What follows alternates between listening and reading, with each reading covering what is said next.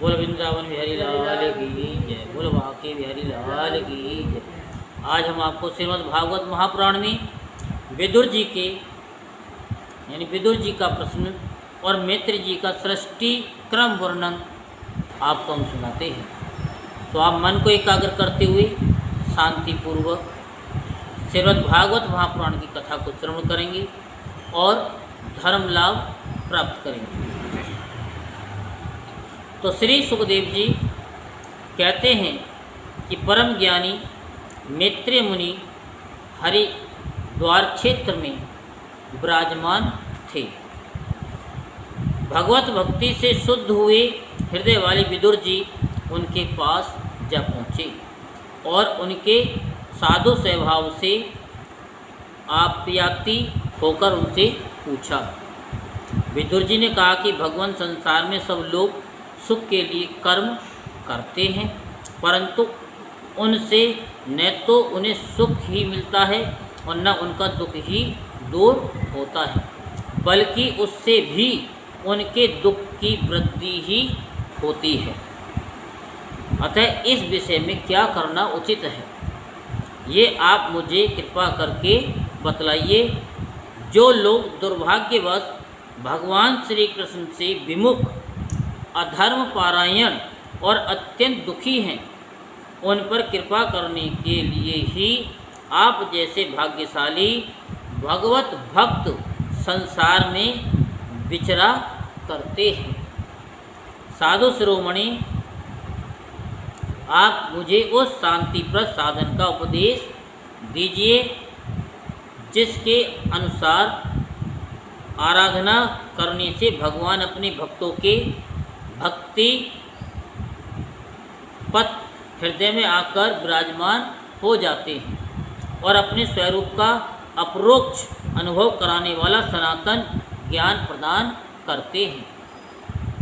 त्रिलोकी के नियंता और परम स्वतंत्र श्री हरि अवतार लेकर जो लीलाएं करते हैं, जिस प्रकार अकर्ता होकर भी उन्होंने कल्प के प्रारंभ में इस सृष्टि की रचना की, जिस प्रकार इसे स्थापित कर वे जगत के जीवों की जीविका का विधान करते हैं, फिर जिस प्रकार इसे अपने हृदयाकाश में लीन कर वृत्ति शून्य हो योग माया का आश्रय लेकर शयन करते हैं, और जिस प्रकार वे योगेश्वर प्रभु एक होने पर भी इस ब्रह्मांड में अंतर्यामी रूप से अनुप्रविष्ट होकर अनेकों रूपों में प्रकट होते हैं, वह सब रहस्य आप हमें समझाइए।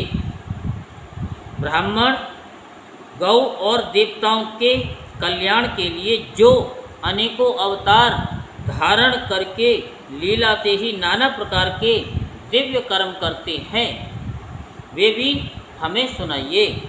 यशस्वियों के मुकुटमणि श्री हरि के लीला अमृत का पान करते करते हमारा मन तृप्त नहीं होता। हमें ये भी सुनाइए कि उन समस्त लोकपतियों के स्वामी श्री हरि ने इन लोकों को लोकपालों और लोक का लोक पर्वत से बाहर के भागों को, जिनमें ये सब प्रकार के प्राणियों के अधिकार अनुसार भिन्न भिन्न भेद प्रतीत हो रहे हैं, किन तत्वों से रचा है। द्विजवर, उन विश्वकर्ता स्वयंभुव श्री नारायण ने अपनी प्रजा के स्वभाव, कर्म, रूप और नामों के भेद की किस प्रकार रचना की है। भगवान, मैंने श्री व्यास जी के मुख से ऊंचे नीचे यानी ऊंच नीच वर्णों के धर्म तो कई बार सुने हैं, किंतु अब श्री कृष्ण कथामृत के प्रभाव को जोड़कर अन्य स्वल्प सुखदायक धर्मों से मेरा चित्त ऊब गया है। उन तीर्थपाद श्री हरि के गुणानुवाद से तृप्त हो भी कौन सकता है। उनका तो नारद आदि महात्मा गण भी आप जैसे साधुओं के समाज में कीर्तन करते हैं। तथा जब ये मनुष्यों के कण रंध्रों में प्रवेश करते हैं तब उनकी संसार चक्र में डालने वाली घर गृहस्थी की आसक्ति को काट डालते हैं। भगवान आपके सखा मुनिवर कृष्ण द्वैपायन ने भी भगवान के गुणों का वर्णन करने की इच्छा से ही महाभारत रचा है। उसमें भी विषय सुख का उल्लेख करते हुए मनुष्यों की बुद्धि को भगवान की कथाओं की ओर लगाने का ही प्रयत्न किया गया है। ये भगवत कथा की रुचि श्रद्धालु पुरुष के हृदय में जब बढ़ने लगती है तब अन्य विषयों से उसे विरक्त कर देती है। वह भगवत चरणों के निरंतर चिंतन से आनंद मग्न हो जाता है और उस पुरुष के सभी दुखों का तत्काल अंत हो जाता है। मुझे तो उन सोचनीय अज्ञानी पुरुषों के लिए निरंतर खेद रहता है जो अपने पिछले पापों के कारण श्री हरि की कथाओं से विमुख रहते हैं। हाय, काल भगवान उनके अमूल्य जीवन को काट रहे हैं और वे वाणी, ध्येय और मन से व्यर्थ वाद विवाद, व्यर्थ चेष्टा और व्यर्थ चिंतन में लगे रहते हैं। मित्र जी, आप दीनों पर कृपा करने वाले हैं, अतः भौरा जैसे फूलों में से रस निकाल लेता है, उसी प्रकार इन लौकिक कथाओं में से इनकी सारभूता परम कल्याणकारी पवित्र कीर्ति श्री हरि की कथाएं छांटकर हमारे कल्याण के लिए सुनाइए। उन सर्वेश्वर ने संसार की उत्पत्ति, स्थिति और संहार करने के लिए अपनी माया शक्ति को स्वीकार कर राम कृष्ण आदि अवतारों के द्वारा जो अनेकों अलौकिक लीलाएं की हैं वे सब मुझे सुनाइए। तो सुखदेव जी कहते हैं कि जब विदुर जी ने जीवों के कल्याण के लिए इस प्रकार प्रश्न किया तब तो मुनिश्रेष्ठ भगवान मैत्री जी ने उनकी बहुत ही बड़ाई करते हुए इस प्रकार कहा। मैत्री जी बोले, साधु स्वभाव विदुर जी, आपने सब जीवों पर अत्यंत अनुग्रह करके ये बड़ी अच्छी बात पूछी है। आपका चित्त तो सर्वदा श्री भगवान में ही लगा रहता है, तथापि इस संसार में भी आपका बहुत सुयश फैलेगा। आप श्री व्यास जी के औरस पुत्र हैं, इसलिए आपके लिए ये कोई बड़ी बात नहीं है कि आप अनन्य भाव से सर्वेश्वर श्री हरि के ही आश्रित हो गए हैं। आप प्रजा को दंड देने वाले भगवान यम ही हैं।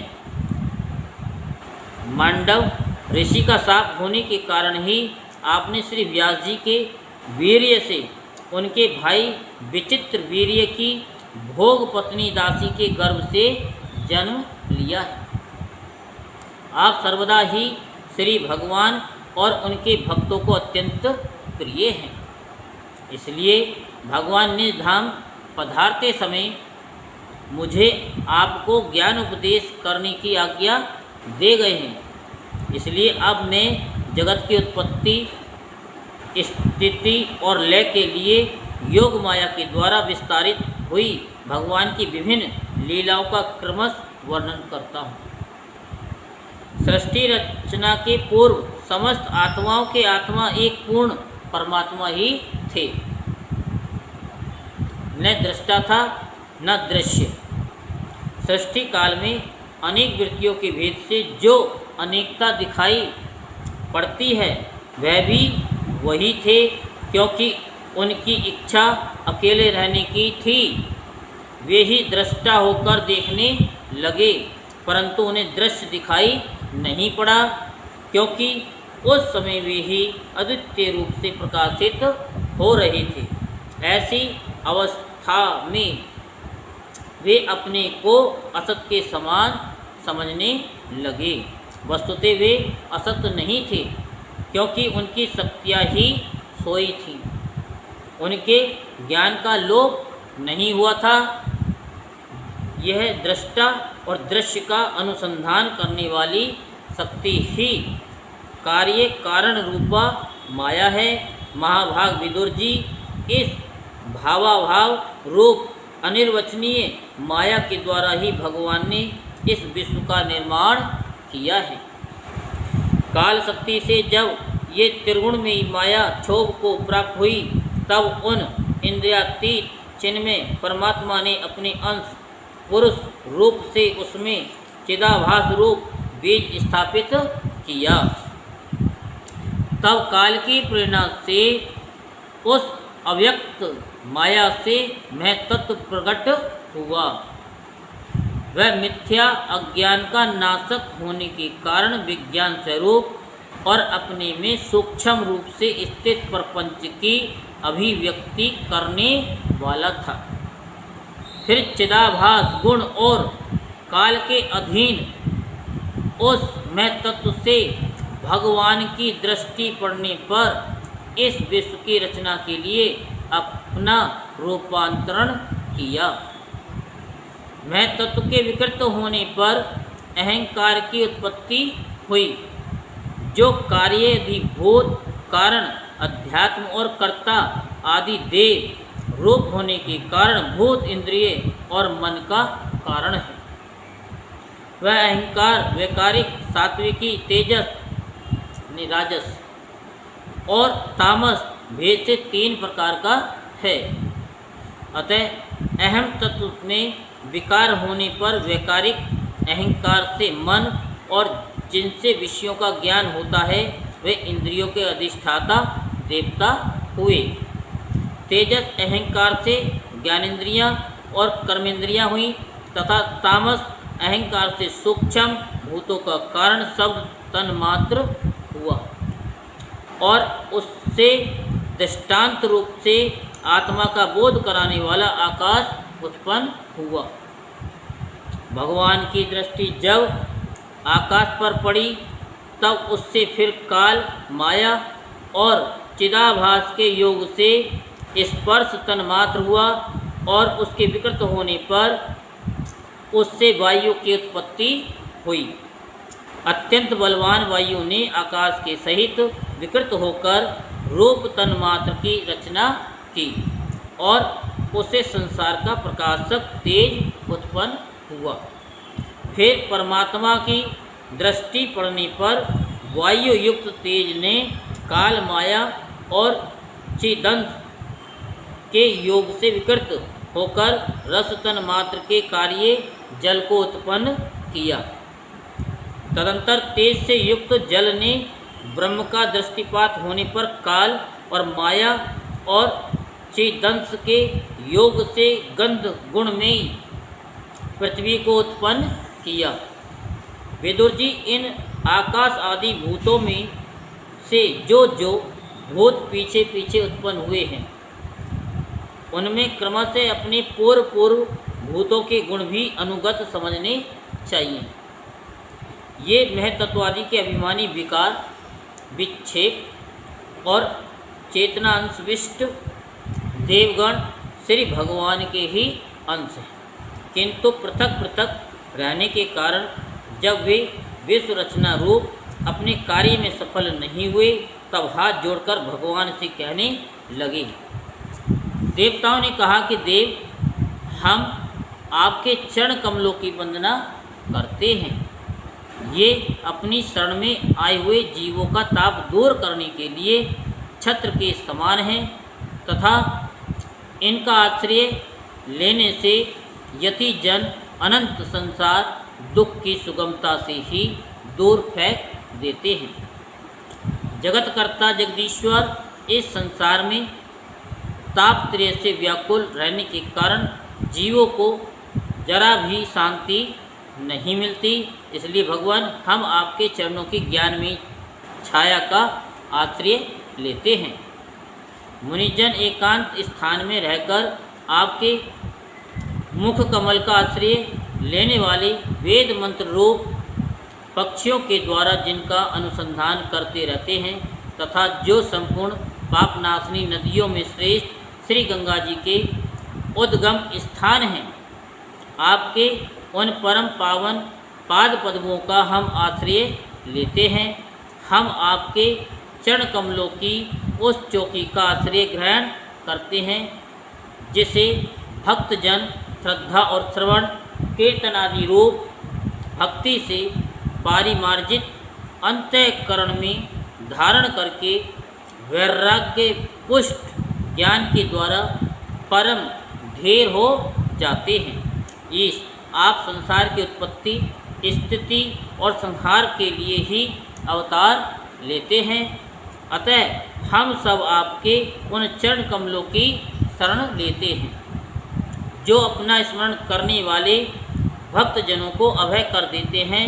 जिन पुरुषों का धैर्य तथा उनसे संबंध रखने वाले अन्य तुच्छ पदार्थों में अहमता ममता का दृढ़ दुराग्रह है, उनके शरीर में आपके अंतर्यामी रूप से रहने पर भी जो अत्यंत दूर है, उन्हीं आपके चरणारविंदों को हम भजते हैं।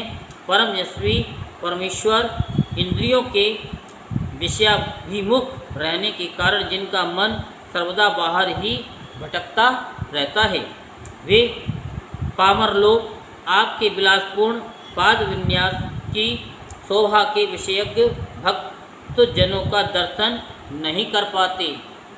इसी से वे आपके चरणों से दूर रहते हैं।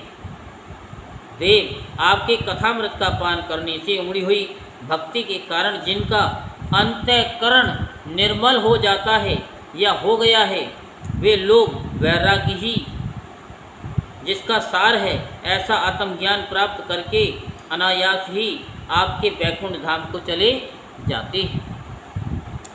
दूसरे धीर पुरुष चित्त निरोध रूप समाधि के बल से आपकी बलवती माया को जीतकर आप में ही लीन हो जाते हैं, पर उन्हें श्रम बहुत होता है। किंतु आपकी सेवा के मार्ग में कुछ भी कष्ट नहीं है। आदिदेव आपने सृष्टि रचना की इच्छा से हमें त्रिगुण में रचा है, इसलिए विभिन्न स्वभाव वाले होने के कारण हम आपस में मिल नहीं पाते और इसी से आपकी क्रीड़ा के साधन रूप ब्रह्मांड की रचना करके उसे आपको समर्पण करने में असमर्थ हो रहे हैं।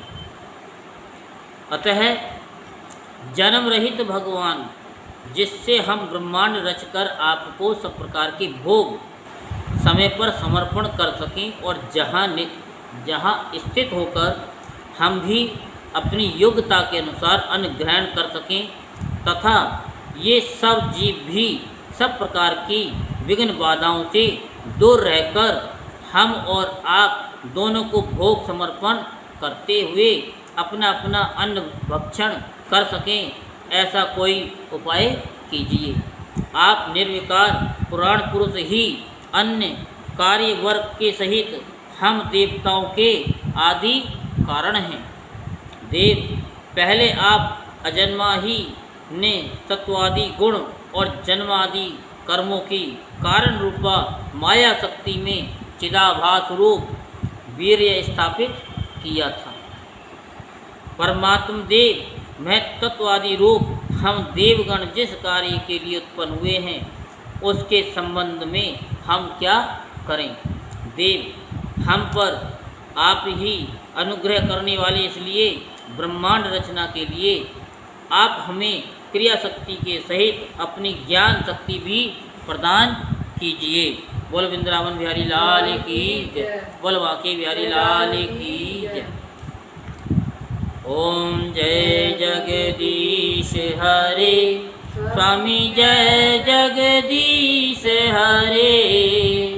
भक्त जनों के संकट दास जनों के संकट क्षण में दूर करी हरि। ओम जय जगदीश हरे।